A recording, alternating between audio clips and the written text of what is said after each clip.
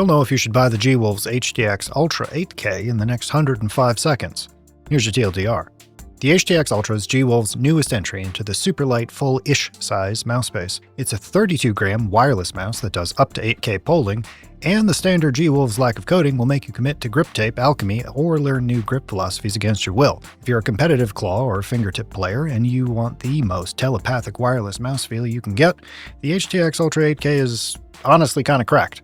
It's absurdly light and oftentimes feels like it's trying to aim without you. Mouse 1 and 2 are silly light in terms of click weight, which is great, and will likely take some getting used to. Otherwise, you're going to wind up double clicking. The forward sensor placement at 62% of the mouse body makes micro corrections and side-to-side flicks feel extra snappy, sometimes too snappy, up until you adjust your sensitivity and/or your brain. The standard 1, 2, 4, and 8K polling rates are here. Well, here's the real-world trade. On my 7800X3D, CPU load with the polling fully saturated looked like this. Now, is that worth it?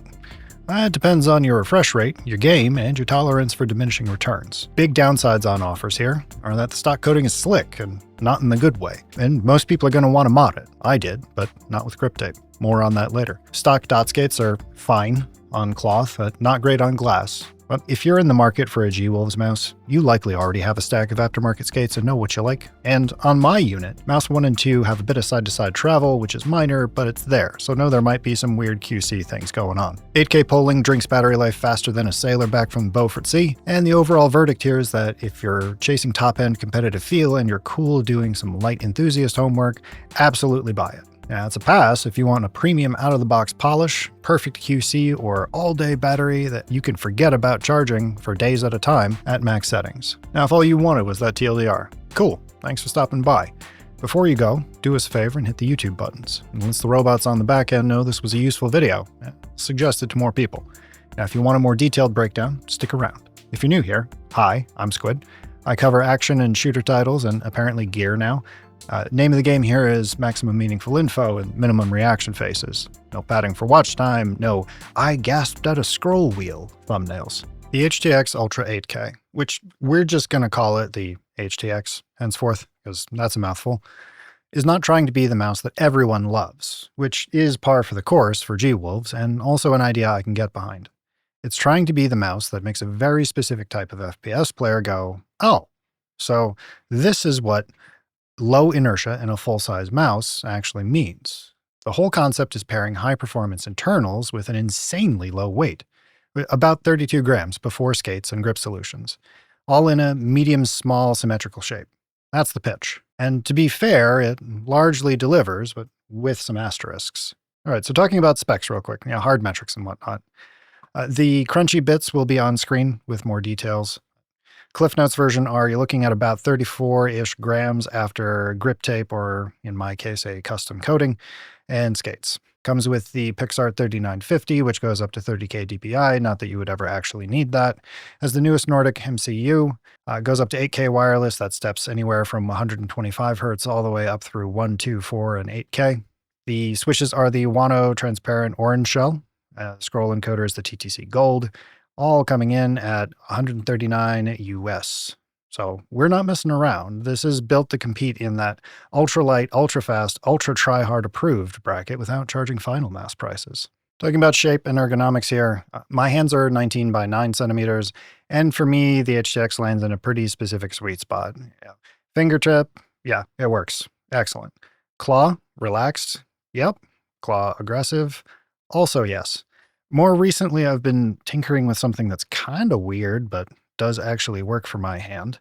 Something like Yay, which is off at a weird angle, but thankfully, the web app lets you reorient the sensor position by 1 degree increments. So, I suppose you could full palm it, but that's not really the point here. But if you insist, you can make it work. I don't know, maybe you're trying to cosplay as Donk, I guess. But there are better mice for that. In my grip, it feels kind of like the M-Cho's L7 Ultra Plus, which I do really like, but it's flatter and narrower with sharper side cuts. Less fills the hand, more supports the fingers. It's narrower, so you can be more precise, but it's narrower, so depending upon your hand, that might not be as comfortable. The other big thing is the forward sensor position. Sensor's placed at about 62% of the mouse length, which changes the feel more than you might expect. It makes side-to-side fingertip Wrist, aggressive claw adjustments feel extra responsive. Now, if you have no idea what I'm talking about, here's the cliff notes. Your wrist motion creates an arc when swiped side to side, and the further the sensor is from your wrist, the wider that arc will be with the same movement. Thanks, Eve Online, for teaching me about rotational and angular velocity and geometry. Now, if you're coming from a centered sensor mouse, you might feel like your aim is suddenly too fast for the first couple sessions. That's normal. You may need to nudge your sensitivity down a hair until your muscle memory stops filing complaints. Okay, so let's talk polling rate like grown-ups with dignity and self-respect here. Yeah, I know. Let's pretend, yeah? Yes, 8K polling drops the report interval all the way down to 0.125 milliseconds when you fully saturate the polling rate via extensive movement. And on a 240 Hz or higher setup, you can feel the cursor path and micro-tracking get cleaner, especially in aim trainers, raw input titles, and in those moments where you're doing tiny adjustments while strafing. The hidden cost is the host side. You are pushing up to 8 times the reports from 1K. And on my 7800X3D, the CPU load, while fully saturating the polling, looked like this. At 1K, 5% overhead. 2K, 8%. 4K, 13%. And 8K at 17%.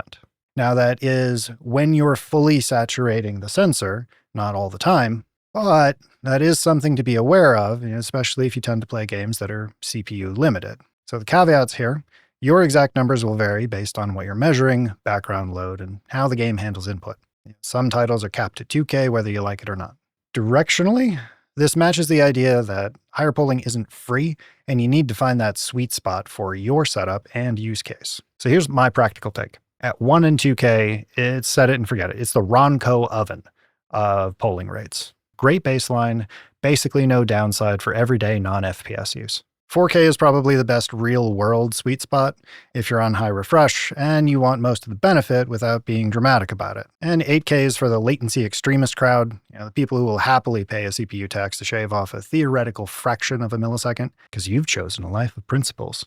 And hey, no judgment.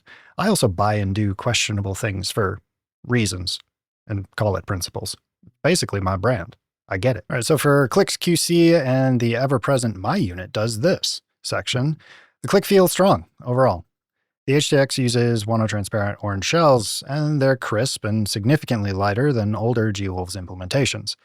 Basically, they're at the opposite end of the spectrum from the chunkiness of my old HSK Pro. Good for rapid tapping, not so good for adjustment periods where you'll find yourself accidentally clicking. These are perhaps the lightest mouse 1 and 2 I have ever used on any mouse, and that's really nifty and does tend to come with some problems. Scroll wheel does use the TTC Gold, and the wheel tends to land in that precise but not mushy zone. Steps are well defined without being obtrusive. Now, in terms of click sounds,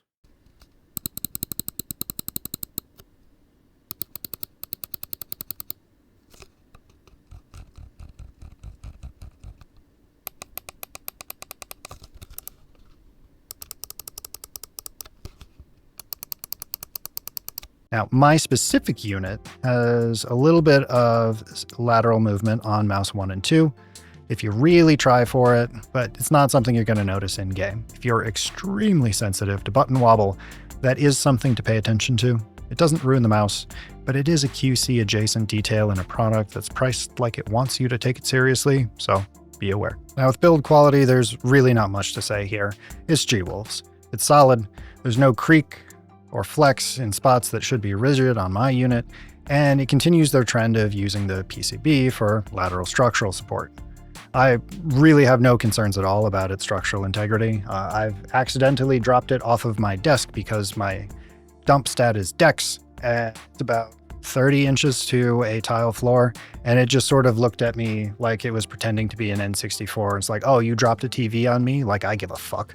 Now, I will say, if you have pets, please use the sticker for the open underside. Now, even with that on, I am routinely pulling corgi fur out of the mouse, so I don't even want to consider what that would be like without it there. You do still get the golf ball or honeycomb reality, though. I mean, yeah, it's light, it's strong, it's also a dust collection hobby, and you can't grip it for shit.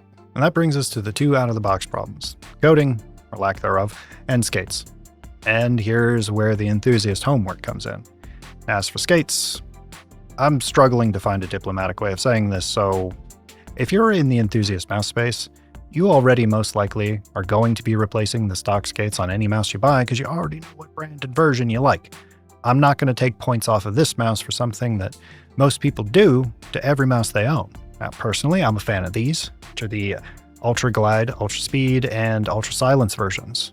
They're silly cheap and silly slippery, while still giving you pad feedback. Now, as for the big one here, something that's endemic to all of G-Wolves mice, the coating, or lack thereof. Let's have our HTX Mini give us a hand here. This is the standard shell. No coating, no texture, kind of a pain in the ass to grip, which is why they give you the admittedly rather excellent grip tape. Does its job, it works. It does change the dimensions on the mouse slightly. If you don't mind grip tape, fine.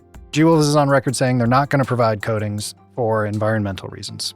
Sure, the reality here is that the bare plastic is inadequate and slippery, especially once your hand warms up a bit or for those prone to dampness. Most people tend to fix this with grip tape. That's fine, it works, and the included sheet from G-Wolves is dope. Thing is, I hate grip tape. It's a consumable, and it's weirdly sticky, but not at the same time, and that makes my brain itchy. I came up with my own non-tape solution, which added just shy of 2 grams to the mouse. That's pretty permanent depending upon your tolerance for solvents, and it works really well for me. But the important point is for you, that if you don't have a plan for grip, this mouse will most likely not be stable in your hand. As to the customs coating I put in, it added a little bit more of a rubberized exterior coating with some texture and just enough gloss to provide a more firm grip. I am still probably going to take a sander to this and get rid of the honeycomb because I kind of hate it. If you didn't want to go that far and instead just wanted to put the coating on, it works really well. Let me know down comments if you'd like to see a video on how I put that together. In terms of battery life, the performance contract compromise here is that the battery is the predictable trait in any superlight mouse. I mean, yes, there's an advertised figure floating around of up to 150 hours, but that's also tied to low polling rates like 125 Hz, which is not the reason you bought this mouse in the first place. Now at 8K, you can expect the practical runtime to shrink dramatically. Frequent charging is part of the deal, especially if you're actually using max polling regularly. This is race car, not a commuter Corolla, and you don't buy a race car because it has good cup holders. Also, maybe I'm deranged here, but am I the only one who plugs in their mouse at the end of the day? So long as I can get like 12 hours of peak performance out of a mouse, anything extra is irrelevant. I feel like I'm taking crazy pills here, seeing complaints about needing to charge a mouse every 30 days. So in terms of value, at $139 US, plus or minus any tariffs or duties depending on the comparative sanity of your civic situation, this is still a premium mouse, but the value argument is simple. You're getting a sub 35 gram weight after skates and grip solutions, an 8K wireless architecture that works rather well, a flagship tier sensor performance and customization via the WebDriver that does include that 1 degree rotational offset, and solid build quality. And all this exists in a category where competitors often cost more while also weighing more. Now, to be fair, realistically, tech specs on anything current gen are becoming less and less meaningful with time, at least until the next generation of sensors and MCUs. What matters far more is the shape. If you want something similar to the L7 Ultra Plus, but narrower and flatter, this is it. Now, if you're after something that has significantly flatter sides or a wider grip, this isn't for you. And realistically, even with my 19x9 hands, it does dance the line of too narrow for me. I kind of get OP1 vibes out of this with the way I grip it.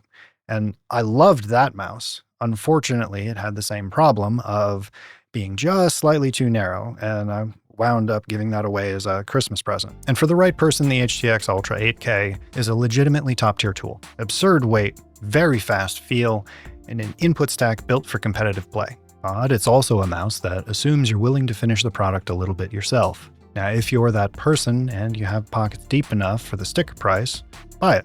Now, if you're not that person, pass and save yourself the "why is my mouse trying to leave my hand" arc. Or don't. I'm not your dad. I'm trying to give you useful information, not leave for cigarettes and then send you a birthday card 16 years later. So is it going to be my permanent daily driver? No. Does it have a pretty solid space in my rotation of 3 mice? Yes, absolutely. Right now I'm bouncing between that, the MCHO's L7 Ultra Plus that I mentioned earlier, and the T-Volution Terra, because I've broken my fingers and hand enough times that some days the arthritis says, claw? No, that's not happening. But overall, I feel like it's a pretty solid addition to any collection of mice, provided your hand size is appropriate and you do like that pinchy shape on the sides. Links to everything, from the mouse to the skates, will be in the description. None of those are affiliate links, and if you're a fan of how I evidently hate money, do us a favor, hit the YouTube buttons. I've been Bald Squid. I'll see you next time.